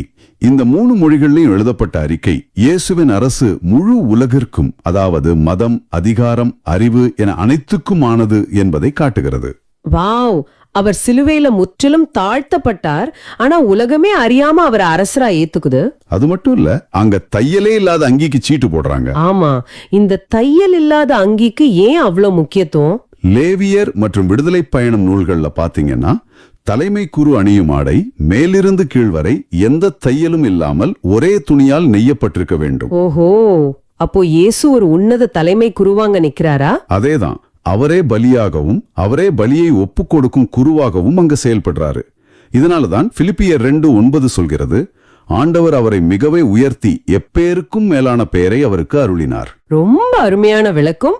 அந்த உச்சக்கட்ட வலியிலும் அன்னை மரியாவையும் அன்பு சீடனையும் அவர் இணைத்து வைப்பது எவ்வளவு பெரிய அன்பு பாருங்க. சிலுவையடியில் அன்னை மரியா மற்றும் அன்பு சீடன் நிக்கிறாங்க. இயேசு அன்னை மரியாம சீடரிடம் ஒப்படைக்கிறாரு. ஆமா, நம்ம வலியில இருக்கும்போது நம்ம சுத்தி இருக்கிறவங்க கஷ்டத்தை பத்தி நம்ம யோசிப்போமா? ஆனா அவர் அந்த வலியிலும் ஒரு புதிய குடும்பத்தை, அதாவது திருச்சபையை அங்க உருவாக்குறாரு. கரெக்ட். நேயர்களே, உங்க சொந்த வலிகள் மற்றும் அவமானங்களுக்கு மத்தியிலும் மற்றவர்களின் துன்பங்களை போக்க உங்களால் அன்பை காட்ட முடிகிறதா? இயேசுவின் இந்த செயல் நமக்கு கற்றுக் கொடுக்கும் மாபெரும் பாடம் அதுதான். கண்டிப்பா. இதுக்கப்புறம் நடக்கிறது தான் மீட்பின் உச்சக்கட்டம். யோவான் 19:28 இயேசு தாகமாய் இருக்கிறது என்று கூறி புளித்த திராட்சை ரசத்தை குடிக்கிறார். அப்புறம் எல்லாம் நிறைவேறிற்று என்று கூறி ஆன்வாவை ஒப்பு கொடுக்கிறார். இதை கேட்கும்போது எல்லாம் நிறைவேறிற்று அப்படிங்கறது ஒரு முடிவின் குரல் மாதிரி, ஒரு விரக்தியின் குரல் மாதிரி தானே தோணுது. மேலோட்டமா பார்த்தா அப்படிதான் தோணும். ஆனா கிரேக்க மொழியில இத டெட்டலஸ்தாய் அப்படின்னு சொல்லுவாங்க. இது அன்னைக்கு வணிகத்துல பயன்படுத்தப்பட்ட ஒரு வார்த்தை. ஓ, வணிகத்திலயா? ஆமா. ஒருத்தர் வாங்கிய கடன் முழுமையா அடைக்கப்பட்டு விட்டாலோ அந்த ரசீதுல டெட்டலஸ்தாய் அப்படின்னு முத்திரையிடுவாங்க. அதாவது முழு கடனும் அடைக்கப்பட்டு விட்டது என்பது அர்த்தம். ஆஹா, அப்போ இது ஒரு முடிவின் குரல் அல்ல, மனித குலத்தின் பாவங்களுக்கான விலை முழுமையாக செலுத்தப்பட்டு விட்டது என்கிற மீட்பின் வெற்றியின் முழக்கம். எக்ஸாக்ட்லி. அதுக்கப்புறம் ஒரு போர்வீரன் ஈட்டியால் அவருடைய விலாவை குத்துகிறான். ரத்தமும் தண்ணீரும் வெளிப்படுது, எலும்பு முறிக்கப்படவில்லை. அந்த விழாவிலிருந்து வழிந்த ரத்தமும் தண்ணீரும் திருவருட்சாதனங்களை குறிக்கின்றன இல்லையா? மிகச்சரி. தண்ணீர் தூய்மைப்படுத்தும் திருமுழுக்கையும் இரத்தம் நற்கருணையும். இது எனக்கு இன்னொரு பெரிய ஆச்சரியத்தை ஏற்படுத்துது. இருளில் இயேசுவை சந்தித்த நிக்கதேமும் தன்னை சீடர் என்று காட்டிக்கொள்ள பயந்த அரிமதியா ஊரை சேர்ந்த யோசேப்பும் திடீரென்று வெளிப்படையாக வராங்க. ஆமா. தைரியமாக பிலாத்துவிடம் உடலை கேட்டு 30 கிலோ நறுமணப் பொருட்களோடு புதிய கல்லறையில் இயேசுவின் உடலை அடக்கம் செய்றாங்க. சிலுவை மரணம் அவர்களை எப்படி இப்படி மாத்துச்சு? அதுதான் சிலுவையின் வல்லமை. இயேசுவின் தியாகம் பயந்து ஒளிந்திருந்த சீடர்களை உறுதியான சாட்சிகளாக மாற்றியது. ரகசிய சீடர்களாய் இருந்தவங்க இப்போ வெளிச்சத்துக்கு வந்துட்டாங்க. நேயர்களே, உங்கள் வாழ்வில் சில காரியங்கள் முடிந்துவிட்டன, இருளாகிவிட்டது என்று நீங்கள் நினைக்கும் போது இயேசுவின் சிலுவையை பாருங்கள். கண்டிப்பா. முற்றுப்புள்ளி என்று நீங்கள் நினைப்பது ஆண்டவர் எழுதும் புதிய தொடக்கமாக இருக்கலாம். மறைமுகமாகவோ பயந்தோ வாழாமல் நிக்கதேமை போல தைரியமாக ஆண்டவருக்காக எழுந்து நிற்க வேண்டும். மிகச்சரி. நாம் அந்த இருளை கண்டு பயப்பட தேவையில்லை. அவர் உயிர் பிரியும் தருணத்திற்கு சற்று முன்பு அவர் உச்சரித்த ஒரு வார்த்தை பல நூற்றாண்டுகளாக இறையியலாளர்களை சிந்திக்க வச்சிருக்கு. தாகமாய் இருக்கிறது அப்படின்னு இயேசு சொல்றாரு. திருத்தந்தை லியோ 14 அவர்கள் 2025 வழங்கிய சிந்தனைகளில் இதை ஒரு புது கோணத்தில் அணுகுறாரு. அதை வாசிக்கும் போது என் சிந்தனையே மாறிடுச்சு. திருத்தந்தை லியோ 14 அவங்களோட அந்த பார்வை மிகச்சிறப்பானது. தாகமாய் இருக்கிறது என்பது வெறும் உடலியல் ரீதியான தாகம் மட்டுமல்ல. அப்போ வேற என்ன? அது மனித குலத்தின் அன்பிற்கான தாகம். திருத்தந்தை கூறுகிறார், கடவுள் தன் மாபெரும் வலிமையை காட்டியோ இடி மின்னல்களை இறக்கியோ இந்த உலகை மீட்கல. மாறாக தன்னை ஒரு பலவீனமானவராக சிலுவையில் தாகத்தால் தவிக்கும் ஒருவராக வெளிப்படுத்தியதன் மூலமே உலகை மீட்டார் அப்படின்னு விளக்குறாரு. இதைத்தான் அவர் மாபெரும் கிறிஸ்துவ முரண்பாடு என்று அழைக்கிறார். கொஞ்சம் புரிங்க, இது எனக்கு சற்று முரண்பாடாகவே படுது. நடைமுறையில யோசித்து பாப்போம். சரி, சொல்லுங்க. இப்போ நான் கடலில் மூழ்கிக் கொண்டிருக்கிறேன் என்றால் என்னை காப்பாற்ற வரும் நபர் நீச்சல் தெரிந்தவராக வலிமையானவராக இருக்க வேண்டும். ஆமாம். அவரும் மூச்சு திணறிக்கொண்டு என்னிடம் உதவி கேட்டால் அவர் எப்படி என்னை காப்பாற்ற முடியும்? எல்லாம் வல்ல கடவுள் தாகத்திற்காக மனிதர்களிடம் கையேந்துவதன் மூலம் எனக்கு எப்படி மீட்பை தர முடியும்? இது தர்க்க ரீதியாக சரியாக படவில்லையே. நீங்கள் கேட்பது மிக சரியான தர்க்கம். உலகத்தின் பார்வையிலே இது முட்டாள்தனமாகவே தோன்றும். ஆனா இதில்தான் மனிதகுலத்தின் மிகப்பெரிய நோய் குணமாக்கப்படுது. எப்படி? மூழ்கும் மனிதனை காப்பாற்ற வலிமையானவன் வர வேண்டும் என்பது உலக நியதி. ஆனா நம்ம எதனால மூழ்கி கொண்டிருக்கிறோம் அப்படின்னு யோசித்து பாருங்க. நம்முடைய மிகப்பெரிய பாவமே எனக்கு யாரும் தேவையில்லை, நான் யாரையும் சார்ந்திருக்க மாட்டேன், என் திறமையால் நானே அனைத்தையும் சாதிப்பேன் அப்படிங்கிற அந்த வீணான பெருமைதான். ஓ, அந்த சுயநலம். ஆமா, வளர கேட்பது பலவீனம் என்று நாம நினைக்கிறோம். ஆனா எல்லாவற்றையும் படைத்த ஆண்டவர் தாகம் என்று ஒரு சாதாரண மனிதனிடம் கையேந்தும் போது அவர் அந்த சுயநல பெருமையை உடைக்கிறார். ஆக மனிதனுடைய அந்த சுய பெருமையை உடைக்கப்பதற்காகவே கடவுள் தன்னை அவ்வளவு பலவீனப்படுத்தி கொண்டார்னு சொல்றீங்களா? ஆமா, மற்றவர்களை சார்ந்திருப்பதும் நம் பலவீனங்களை ஒப்புக்கொள்வதும் தோல்வி அல்ல, அதுவே மனிதனின் உண்மையான இயல்பு. நான் பலவீனமானவன், எனக்கு அடுத்தவர்களின் அன்பு தேவை, எனக்கு கடவுளின் இரக்கம் தேவை அப்படின்னு ஒரு மனிதன் எப்போது தன் பலவீனத்தை தாழ்மையோடு ஒப்புக்கொள்கிறானோ அங்கேதான் அவனுக்கான மீட்பு தொடங்குது. அதை சொல்லிக் கொடுக்கவே படைத்தவர் தன் படைப்பிடம் தாகத்திற்கு தண்ணீர் கேட்டார். எவ்வளவு ஆழமான சிந்தனை இது. பலவீனத்தை மறைப்பதல்ல, பலவீனத்தை ஏற்றுக்கொள்வதே உண்மையான பலம். கண்டிப்பா. இந்த முழுமையான சரணடைதலைத்தான் திருப்பாடல்கள் 31ஆம் அதிகாரமும் எதிரொலிக்குது. தாவீது அரசர் பாடிய அதே வரிகளைத்தான் இயேசு சிலுவையில தனது இறுதி மூச்சாக உச்சரிக்கிறாரு. ஆமா, இப்போ திருப்பாடல்கள் 31ல தாவீது அரசர் தன்னோட மனவலிய கொட்டி தீர்க்க இந்த பகுதியை நம்ம விட்டு நோக்கினா அந்த வார்த்தைகள் நிஜமாவே நம்ம மனசை உழுக்கிற மாதிரி இருக்கு. என் பகைவர் அனைவரின் இகழ்ச்சிக்கு உள்ளானேன், என்னை அடுத்திருப்போருக்கு பேரச்சம் வருவித்தேன், என்னை தெருவில் காண்போர் என்னிடமிருந்து விலகி ஓடுகின்றனர். ஒரு கடுமையான வலி அதுல தெரியுது. அது மட்டுமல்ல, இறந்தோர் போல் நினைவு நின்று நான் அகற்றப்பட்டேன், உடைந்த மண்கலம் போல் ஆனேன். இதை நீங்க ஒரு கணம் ஆழமா சிந்திச்சு பாருங்களேன். இது ஏதோ பல்லாயிரம் வருடங்களுக்கு முன்னாடி வாழ்ந்த ஒரு அரசரோட சோகம் மட்டும் இல்ல. ஆமா, இது நம்ம காலத்துக்கும் பொருந்தும். கண்டிப்பா. ஒருத்தருக்கு திடீர்னு வேலை போயிடுது அல்லது ஒரு பெரிய குணப்படுத்த முடியாத நோய் வந்துடுதுன்னு வச்சுப்போம். அந்த நேரத்துலதான் நிஜமான உறவுகள் யாருன்னு தெரியும். கரெக்ட். அது வரைக்கும் கூடவே சிரிச்சு பேசிக்கிட்டு இருந்த உறவினர்களும் நண்பர்களும் கூட கொஞ்சம் கொஞ்சமா விலகி போயிடுவாங்க. வீதியில எதிரே வரும்போது கூட பார்க்காத மாதிரி முகத்தை திருப்பிக்கிட்டு வேற திசையில நடப்பாங்க. அது ரொம்ப வேதனையான ஒரு விஷயம். அப்போ அந்த மனிதன் எப்படி உணர்வான்? தான் உசுரோட இருக்கும்போதே இறந்தோர் போல் எல்லோர் நினைவிலிருந்தும் அகற்றப்பட்டு இனி யாருக்கும் உதவாத ஒரு உடைந்த மண்கலம் போல் ஆனதாதானே அவன் உணர்வான். அந்த வழியதான் இந்த வாசகம் அச்சு பிசகாம அப்படியே நம்ம கண்முன் நிறுத்துது. நிஜமாவே இது ஒரு மிக ஆழமான உளவியல் உண்மை.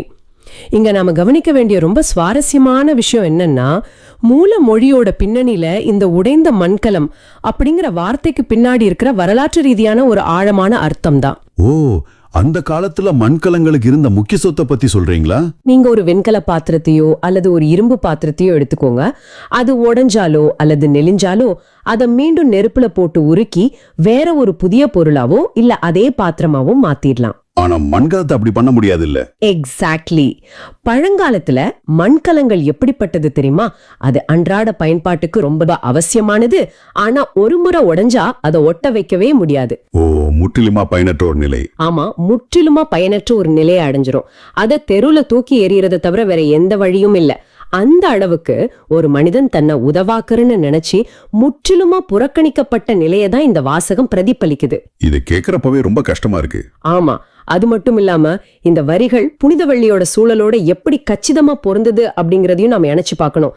சிலுவையில தொங்கின இயேசுவை சுத்தி நடந்ததும் இதுதான். சீடர்கள் எல்லாம் பயந்து ஓடிட்டாங்க. கரெக்ட். அவரை நம்பி இருந்த சீடர்கள் பயந்து ஓடிட்டாங்க. எதிரிகள் அவரை பார்த்து நகைச்சாங்க. ஒரு காலத்துல அவரை புகழ்ந்த மக்கள் இப்போ அவரை ஒரு உடைந்த மண்கலத்தை போல, ஒரு தோல்வி அடைந்தவரை போல பார்த்தாங்க. அந்த முழுமையான தனிமையோட உச்சத்துல தான் இந்த வரிகள் உயிர் பெறுது. ஓ, அப்படி என்றால் அந்த உடைந்த மண்கலம் அப்படிங்கிறது ஏதோ கவிதைக்காக பயன்படுத்தப்பட்ட ஒரு வார்த்தை இல்ல. அது மனிதனால மீளவே முடியாத, மற்றவர்களால சரி செய்யவே முடியாத ஒரு ஆழமான வீழ்ச்சியோட அடையாளம்னு சொல்ல வரீங்க. கண்டிப்பா அது ஒரு பெரிய வீழ்ச்சி. ஒரு மனிதன் தான் உயிரோடு இருக்கும் போதே தான் அடையாளம் முழுவதையும் இழந்துட்டதா நினைக்கிறது எவ்வளவு கொடூரமான ஒரு வலி. சரி, இந்த வாசகத்தை நாம இன்னும் கொஞ்சம் ஆழமா அலசி பார்ப்போம். வாழ்க்கை இப்படி ஒரு உடைந்த மண்கலம் போல் சிதறும் போது, நம்ம சுத்தி உள்ள எல்லாரும் நம்மளை பார்த்து விலகி ஓடும் போது, அடுத்த கட்டமா நம்ம என்ன செய்யறது? அதற்கான பதிலையும் இந்த வாசகமே மிக தெளிவா தருது இல்லையா? ஆமா, எங்க பிரச்சனை ரொம்ப ஆழமா விவரிக்கப்படுதோ அங்கேயே அதற்கான மாபெரும் தீர்வும் ஒளிஞ்சிருக்கு. இதத்தான் நாம இன்னும் பரந்த கோணத்துல பார்க்கணும். மனிதர்கள் கைவிடும் போது நாம என்ன செய்யணும் அப்படிங்கறது இந்த வாசகம் துல்லியமா சுட்டி காட்டுது. ஆனா எனக்கு இங்க ஒரு பெரிய கேள்வி வருது. இத சொல்றதுக்கு ரொம்ப எளிதா இருக்கலாம். எல்லாரும் நம்மளை விட்டு விலகி ஓடும்போது, ஆண்டவரே உம்மிடம் நான் அடைக்கலம் புகுந்துள்ளேன் அப்படின்னும், நீரே என் ஆண்டவர் அப்படின்னு சொல்றது நடைமுறையில சாத்தியமா? இது ஒரு நியாயமான கேள்விதான். இதை விட முக்கியமா 15வது வசனத்துல தாவீது அரசர், என் வாழ்வின் ஒவ்வொரு கட்டமும் உமது கையில் உள்ளது அப்படின்னு சொல்றாரு. நிஜ வாழ்க்கையில ஒரு பக்கம் கடன்காரங்க நம்ம கழுத்தை நெரிச்சிக்கிட்டு இருக்கும்போது, இல்ல ஒரு மெடிக்கல் ரிப்போர்ட் நம்மளை பயமுறுத்திட்டு இருக்கும்போது, ஆமா, குடும்ப பிரச்சனைகள் மூச்சு திணற வைக்கும் போது, எக்ஸாக்ட்லி அந்த மாதிரி நேரத்துல ஆண்டவரே என் வாழ்வின் ஒவ்வொரு கட்டமும் உமது கையில் உள்ளது அப்படின்னு எப்படி மனசார சொல்ல முடியும்? இது ஒரு விதத்துல பிரச்சனையை நேருக்கு நேர் எதிர்கொள்ள முடியாம எப்படியோ போகட்டும்னு பொறுப்புகளை தட்டி கழித்துட்டு கைவிடுறது போல இல்லையா? இத ஒரு தப்பிக்கும் வழியா தானே பலரும் பாக்குறாங்க. இது மிக சிறப்பான, ரொம்ப ஆழமான ஒரு கேள்வி. பலரும் இந்த இடத்துல தான் குழம்புறாங்க. சரணடைதல் அப்படிங்கறத தோல்வியை ஒப்புக்கொள்ளுதல் அப்படின்னு நம்ம தவறா புரிஞ்சுக்கிறோம். நாம எப்படி சரணடைகிறது? அதற்கான உண்மையான அர்த்தம் என்ன? அது தெரிஞ்சாகணும். இதற்கான விடைய உமது கையில் என் உயிரை ஒப்படைக்கிறேன் அப்படிங்கிற அந்த 5வது வசனத்துல நம்ம தேடணும். லூக்கா நற்செய்தியில இயேசு சிலுவையில சொன்ன அதே வார்த்தைகளை வேதாம் பல்லவியா வர்ற அதே வரிகள். ஆமா, இப்ப உலகத்தோட பார்வையில ரோமானிய அரசிற்கும் அன்றைய மத தலைவர்களுக்கும் முன்பாக இயேசு சிலுவையில மரித்தது ஒரு மாபெரும் தோல்வி போல தெரிஞ்சிருக்கலாம். அவர் எல்லாவற்றையும் கைவிட்டுட்டாருன்னு அவங்க நினைச்சிருக்கலாம். ஆனா அவர் தந்தையே உமது கையில் என் உயிரை ஒப்படைக்கிறேன் அப்படின்னு சொன்னது ஒரு விரக்தியோட வார்த்தையோ அல்லது தோல்வியோட வார்த்தையும் இல்ல. அப்போ அது என்ன வார்த்தை? மாறாக அது மிகப்பெரிய அதிகாரத்தின் வார்த்தை, விடுதலையின் வார்த்தை. அது ஒரு முழுமையான ஆழமான சரணடைதல். நீங்க சொல்றது ரொம்ப சிந்திக்க வைக்குது. ஆனா அந்த முழுமையான சரணடைதல் அப்படிங்கறத இன்றைய சூழல்ல நாம எப்படி புரிஞ்சுக்கிறது? யதார்த்தத்துல அது எப்படி செயல்படுது? இத மூல மொழியோட சொல்லாட்சியின்படி நீங்க பார்க்கணும்.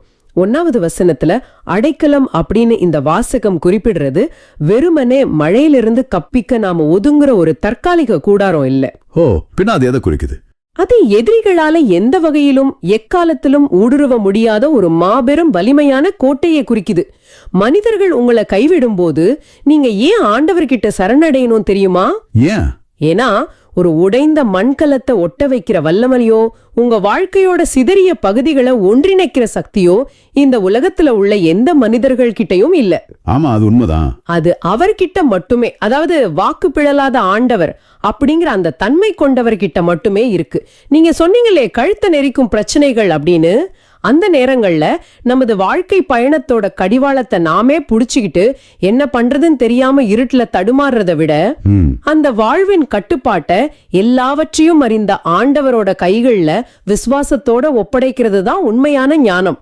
சரணடைதல் அப்படிங்கிறது பிரச்சனையை விட்டு ஓடுறது இல்ல, மாறா பிரச்சனையை தீர்க்கும் வல்லமை படைத்தவர்கிட்ட அதை ஒப்படைக்கிற தைரியமான செயல். ஆஹா, இது மிக அருமையான ஒரு விளக்கம். அதாவது நாமே கடிவாளத்தை பிடிச்சுக்கிட்டு சுவர்ல மோதிக்கிறத விட அதை உண்மையான ஓட்டுநர்கிட்ட கொடுத்துடுறது தான் பாதுகாப்பானதுன்னு சொல்றீங்க. கரெக்ட். இது ஒரு விதத்துல பலவீனத்தோட அடையாளம் இல்ல, இது நமது எல்லையை நாம உணர்ந்து கொள்ளும் மாபெரும் பலம். சரி, நாம ஆண்டவர் கையில நம்மள முற்றிலுமா ஒப்படைச்சிட்டோம். நீர்தான் என் கோட்டை அப்படின்னு அடைக்கலம் புகுந்துட்டோம். ஆனா உடனடியாக பிரச்சனை தீர்ந்துடுமா? இன்னைக்கு நம்ம கண்ணீரோடு ஜெபித்தா நாளை காலையிலே நம்ம கடன்கள் எல்லாம் மாயமா மறைஞ்சிடுமா? இல்ல நோய்கள் எல்லாம் உடனே நீங்கிடுமா? இந்த வாசகம் அடுத்து நாம என்ன செய்யணும்னு வழிகாட்டுது. எங்கதான் நம்ம எல்லாரும் ரொம்ப ஆழமா சிந்திக்கணும். இதுதான் பல நேரங்கள்ல நாம் அனைவரும் ஆன்மீக வாழ்வுல சறுக்கிற இடம். ஆண்டவர்கிட்ட சரணடைந்த மறுகணமே கண்மூடி துறக்கிறதுக்குள்ள நடக்கிற மாயாஜாலம் போலெல்லாம் மாறிவிடணும்னு நாம எதிர்பார்க்கிறோம். ஆமா, இன்ஸ்டன்ட் ரிசல்ட் வேணும்னு நினைக்கிறோம். ஆனா உண்மையான ஆன்மீக பயணம் அப்படி அல்ல. அது ஒரு தொடர்ச்சியான ஆழமான செயல்முறை. அதனாலதான் 16வது வசனத்துல வர்ற உமது முகத்தின் ஒளி அடியன் மீது வீசும்படி செய்யும் அப்படிங்கிற வரி எனக்கு ரொம்ப பிடிச்சிருக்கு. இத படிக்கும் போதே நமக்குள்ள ஒரு ஆழமான அமைதி பிறகுது. ரொம்ப அழகான வரி அது. இது நான் எப்படி பாக்குறேன்னா, ஒரு அடர்ந்த இருண்ட காட்டுல ராத்திரியில மாட்டிக்கிட்ட ஒருத்தர் எப்போ விடியும், எப்போ இந்த இருள் நீங்கும், எப்போ வெளிச்சம் வரும்னு ஏக்கத்தோட காத்துக்கிட்டு இருப்பார் இல்லையா? ஆமா, அந்த இருட்டு பயமுறுத்தும். அந்த நேரத்துல மெதுவா அடிவானத்துல உதிக்கிற அந்த விடியலோட சிறு ஒளி அவருக்கு எப்படி ஒரு மாபெரும் ஆறுதலையும் நம்பிக்கையும் தருமோ, அது போலதான் நமது வாழ்க்கையோட மிக கடினமான நேரங்கள்ல ஆண்டவரோட பேரன்பு நமக்கான ஒளியா இருக்கு. ஆமா, நீங்க சொன்னது போல பிரச்சனை உடனடியாக போகாம இருக்கலாம், அந்த இருள் உடனே விலகாம இருக்கலாம். ஆனா அந்த இருள்ல நாம தனியா அல்ல, ஆண்டவரோட பிரசன்னம் அப்படிங்கிற ஒளி நம்மோடு இருக்கு அப்படிங்கறது அந்த வரிகள் நமக்கு ஆழமா உணர்த்துது. மிக நுட்பமான அருமையான ஒப்பீடு இது. இருள தவிக்கிற ஒருத்தருக்கு ஒளி எவ்வளவு முக்கியமோ அதை விட முக்கியம் அந்த ஒளிய பாக்குற வரைக்கும் காத்துக்கிட்டு இருக்கிற பொறுமை. பொறுமை ரொம்ப அவசியம். இருளை பார்த்து பயந்து ஓடாம நிலைத்து நிற்கும் தன்மை, அதைத்தான் இந்த வாசகத்தோட இறுதி பகுதி மிக ஆழமா மையப்படுத்துது. இது உங்களுக்கான, அதாவது இந்த நிகழ்ச்சியை பார்த்துக்கிட்டு இருக்கிற ஒவ்வொரு நேயருக்குமான மிக நேரடியான அன்பான அழைப்பு. 24வது வசனம். எக்ஸாக்ட்லி. ஆண்டவருக்காக நம்பிக்கையுடன் காத்திருப்போரே, நீங்கள் அனைவரும் உள்ளத்தில் வலிமையும் உறுதியும் கொண்டிருங்கள். காத்திருப்போரே, நீங்கள் அனைவரும் உள்ளத்தில் வலிமையும் உறுதியும் கொண்டிருங்கள். நிஜமாவே இந்த வார்த்தைகள்ல ஒரு மிகப்பெரிய சக்தி இருப்பதை உணர முடியுது. ஆமா, ஆனா இங்க நாம ஒரு விஷயத்தை தெளிவா புரிஞ்சுக்கணும். காத்திருப்பு அப்படிங்கிறது ஏதோ எந்த முயற்சியும் இல்லாத சோர்வான ஒரு செயலற்ற நிலைன்னு பலரும் தவறா நினைக்கிறாங்க. கைகளை கட்டிக்கிட்டு எதுவுமே செய்யாம இருக்கிறது இல்லையா? கண்டிப்பா இல்ல. கைகளை கட்டிக்கிட்டு எதுவும் செய்யாம இருக்கிறது காத்திருப்பு அல்ல. விசுவாசத்துல காத்திருப்பு அப்படிங்கிறது ஆண்டவரோட வல்லமையில, அவரோட வாக்குறுதிகள்ல உள்ளத்துல பலம் பெறும் ஒரு மிக தீவிரமான செயல். ஓ, ஆக்டிவா காத்துக்கிட்டு இருக்கிறது. ஆமா, இன்னைக்கு வேகமான உலகத்துல நாம வாழ்றோம். ஒரு நிமிஷத்துல தயாராகிற துரித உணவுகளை போல, ஒரு பட்டனை அழுத்தினா கிடைக்கிற தகவல்களை போல நமது வாழ்க்கை பிரச்சனைகளுக்கும் எல்லாமே உடனடியா கிடைக்கணும்னு நம்ம நினைக்கிறோம். இன்ஸ்டன்ட் உலகத்துல இருக்கிறோம்ல. அதான், உடனடி தீர்வு கிடைக்காதப்போ நாம துவண்டு போறோம், முறுமுறுக்கிறோம், ஆண்டவர் நம்மள கைவிட்டுட்டாருன்னு சந்தேகப்படுறோம். ஆனா விசுவாசத்தோட கூடிய இந்த காத்திருப்பு அப்படிங்கிறது எப்படிப்பட்ட ஒரு பயிற்சின்னு தெரியுமா? எப்படிப்பட்டது? அது நம்மள பக்குவப்படுத்தி, நம்ம அகந்தைய அழிச்சு, நம்ம விசுவாசத்தை ஆழமா வேரூன்ற செய்து, இறுதியில நம்மள நிலை வாழ்வுக்கு இட்டு செல்லும் ஒரு மாபெரும் ஆன்மீக பயிற்சி. நிலை வாழ்வுக்கு. வாவ். ஒரு உடைந்த மண்கலம் மீண்டும் சூளையில வைக்கப்படும் போது அது எப்படி பொறுமையோட அந்த வெப்பத்தை தாங்கி உறுதியாகுதோ அது போலதான் இந்த காத்திருப்போம். நீங்க கண்ணீரோடு காத்துக்கிட்டு இருக்கிற ஒவ்வொரு நிமிஷமும் ஆண்டவர் உங்களுக்குள்ள ஒரு புதிய பலத்தை, உலகத்தால் அழிக்க முடியாத ஒரு புதிய உறுதியை உருவாக்கிக்கிட்டு இருக்காரு அப்படிங்கறத ஒருபோதும் மறந்துடாதீங்க. இந்த விஷயத்தை நாம ஆழமா அலசி பார்த்ததுல எனக்கு ஒரு தெளிவு கிடைக்குது. அப்படி என்றால், ஒரு மனிதன் தன்னை ஒரு உடைந்த மண்கலமா உணரும் போது, சமூகத்தால் ஒதுக்கப்பட்டு தனிமையோட பிடியில சிக்கி தவிக்கும் போது அவன் செய்ய வேண்டியது மிக முக்கியமா 3 விஷயங்கள். சொல்லுங்க. 1, தன் உடைந்த நிலைமைய, தன் பலவீனத்தை நேர்மையா ஏத்துக்கிட்டு ஆண்டவர்கிட்ட ஓடுறது. 2, நீர் மட்டுமே என் அடைக்கல கோட்டைன்னு விசுவாசிச்சு தன் வாழ்க்கையோட கட்டுப்பாட்டை ஒவ்வொரு கட்டத்தையும் அவர் கையில முழுமையா ஒப்படைக்கிறது. சூப்பர். 3, இருள தவிச்சாலும் அவரது பேரன்பின் ஒளியை காணும் வரை விசுவாசத்தோடு காத்திருப்பது. அதுவும் சாதாரண காத்திருப்பு இல்ல, உள்ளத்துல வலிமையோடும் உறுதியோடும் அவர் வாக்கு பிழறாதவர் அப்படிங்கிற முழுமையான நம்பிக்கையோடும் காத்திருப்பது. 100க்கு 100 கச்சிதமா சொன்னீங்க. இதுதான் திருப்பாடல்கள் 31 அப்புறம் இன்றைய வாசகங்கள் நமக்கு தரும் மிக தெளிவான, மிக உறுதியான வாழ்க்கை வரைபடம். ஆமா, உலகமும் நண்பர்களும் உறவினர்களும் நம்மள ஒரு உடைந்த பாத்திரம்னு நினைச்சு நம்மளை விட்டு விலகி ஓடலாம். ஆனா வாக்கு பிறழாத ஆண்டவர் ஒருபோதும் நம்மளை விட்டு விலகிறதில்ல. அவருடைய கைகள்ல நமது ஒவ்வொரு கட்டமும், நமது வாழ்வின் ஒவ்வொரு மூச்சும் பாதுகாப்பாயிருக்கு. ரொம்ப அற்புதமான, நம்ம உள்ளத்தை தொடும் ஆழமான கருத்துக்கள் இதெல்லாம்.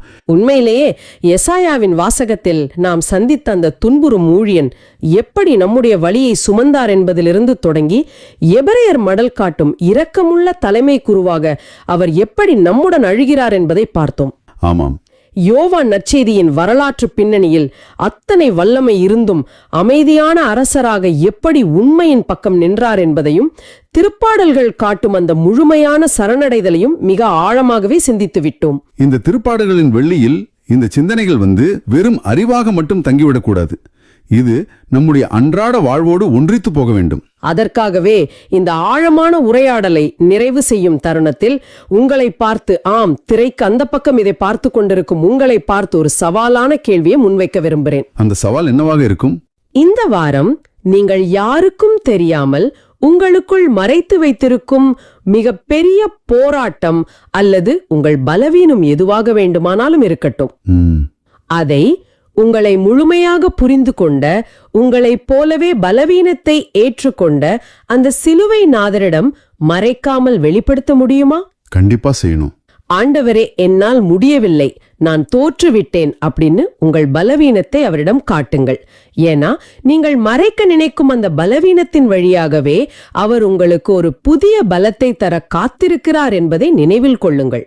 ஆம், நம்ம தனிமையில இல்ல, சிலுவையில தொங்கும் அந்த ஆண்டவர் நம்முடைய ஒவ்வொரு அடையிலும் நம்மோடு தொடர்ந்து பயணிக்கிறாரு. நிச்சயமா அந்த அசைக்க முடியாத நம்பிக்கையோடு நாம எல்லாரும் இணைந்து நமது இறுதி ஜெபத்தை ஏறெடுப்போம். அன்பான ஆண்டவரே, இந்த அருமையான நேரத்திற்காக, இந்த ஆழமான விவாதத்திற்காக உமக்கு நன்றி. உடைந்த மண்கலம்பு போல் ஆனேன் அப்படின்னு வாழ்வுல சோர்ந்து போய் கண்ணீரோடு இந்த நிகழ்ச்சியை பார்த்துக்கிட்டு இருக்கிற ஒவ்வொரு உள்ளத்தையும் நீர் தொடுவீராக. ஆமென். மனிதர்கள் கைவிட்டாலும் உலகம் புறக்கணித்தாலும் நீர் வாக்கு பிறளாதவர் அப்படிங்கிற நம்பிக்கையை அவங்க ஒவ்வொருவருக்கும் தாரும். உமது கரங்கள்ல தங்களை ஒப்படைக்க அவங்களுக்கு தைரியத்தை தாரும். அவங்க உமக்காக காத்திருக்கும் இந்த கடினமான நேரத்துல அவங்க உள்ளத்துல மாபெரும் வலிமையும் உறுதியும் உண்டாகட்டும். இருளை நீக்கும் உமது முகத்தின் ஒளி அவங்க மீதும் அவங்க குடும்பத்தின் மீதும் வீசட்டும். எங்கள் பலவீனங்களை புரிந்து கொள்ளும் தலைமை குருவாக நீர் இருப்பதற்காக நன்றி. ஆமென். எங்கள் கண்ணீரை கண்டு நீர் இரக்கம் காட்டுவதற்காக நன்றி.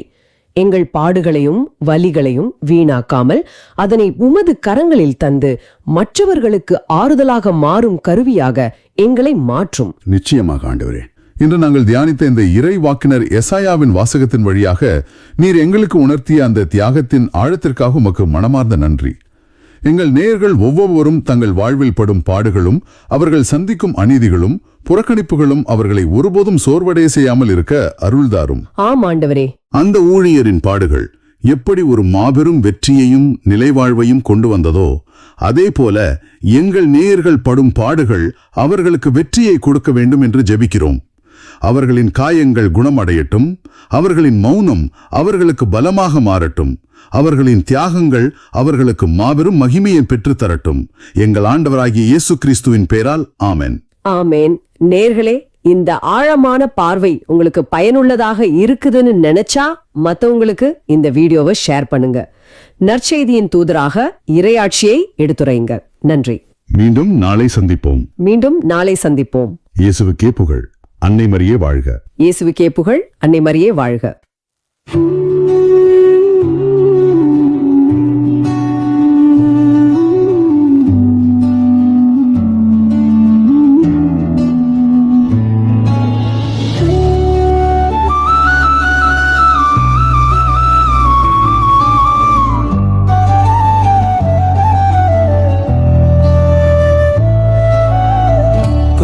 தந்தையே, உம் கையில் என் உயிரை ஒப்படைக்கிறேன்.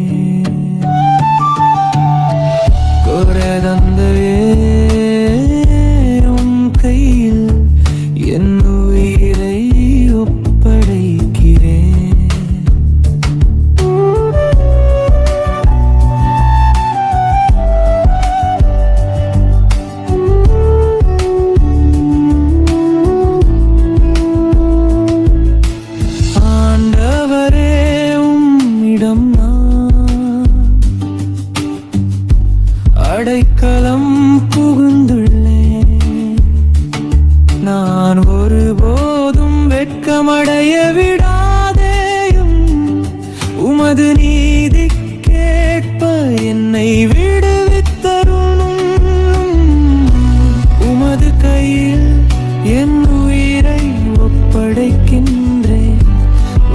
பிறழாத இறைவனாகிய ஆண்டவரே, நீ என்னை மீட்டருளி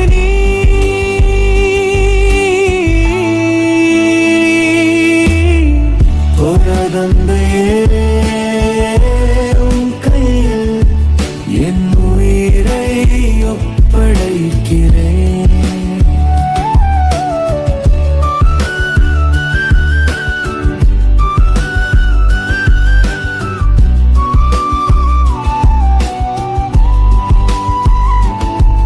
என் பகைவர் அனைவரின் இகழ்ச்சிக்கு உள்ளானே, என்னை அடுத்திருப்போரின் பேரிழிவுக்கு ஆளானே. என் நண்பர்களுக்கு பேரச்சம் வருவித்தேன். என்னை தெருவில் பார்ப்போர் என்னிடமிருந்து விலகியோடுகின்றனர். இறந்தோர் போல் நினைவினின்று நான் அகற்றப்பட்டேன். உடைந்து போன மட்கலம் போலானே. ஏழென்னையே தடும் என் உயிரை ஒப்படைக்கிறேன்.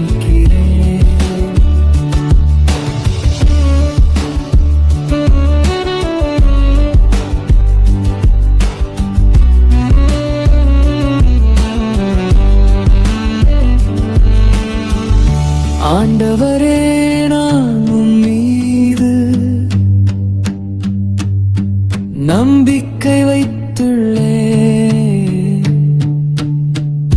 ரகு நீரே என் கடவுள் என்று சொன்னேன். என் வாழ்வின் ஒவ்வொரு கட்டமும் உமது கையில் உள்ளது. என் எதிரிகளின் கை நின்றும் என்னை துன்புறுத்துவோரின் கை நின்றும் என்னை விடுவித்தருளும்.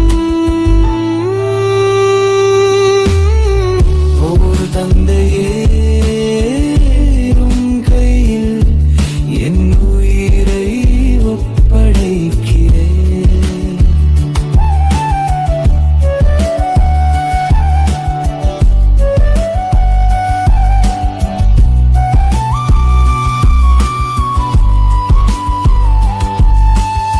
உமது முகத்தின் ஒளியடியேன் மீது வீசும்படி செய்யும். உமது பேரன்பால் என்னை விடுவித்தருளும். ஆண்டவருக்காக நம்பிக்கையுடன் காத்திருப்போரே, நீங்கள் அனைவரும் உள்ளத்தில் வலிமையும் உறுதியும் கொண்டிருங்கள். உம் கையில் என் உயிரை ஒப்படைக்கிறேன். தந்தையே, உம் கையில் என் உயிரை ஒப்படைக்கிறேன். தந்தையே, உம் கையில் என் உயிரை ஒப்படைக்கிறேன்.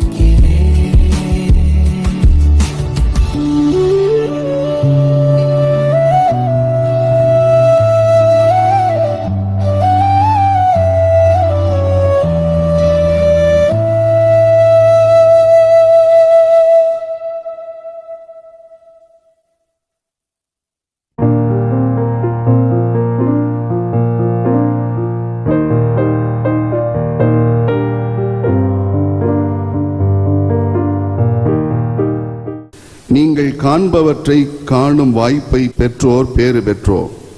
ஏனெனில் பல இறைவாக்கினர்களும் அரசர்களும் நீங்கள் காண்பவற்றை காண விரும்பினார்கள், ஆனால் அவர்கள் காணவில்லை.